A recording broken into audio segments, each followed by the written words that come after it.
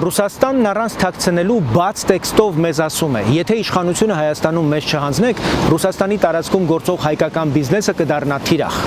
Հենց դա է պատճառը, որ որոշ ռուսահայ գործարարներ ակտիվորեն ներգրավվել ու հայտնվել են Հայաստանի քաղաքական դաշտում։ Նրանց նպատակը ոչ թե մեր պետությունը կառուցելն է, այլ Ռուսաստանի տարածքում իրենց անծայրածիր բիզնեսները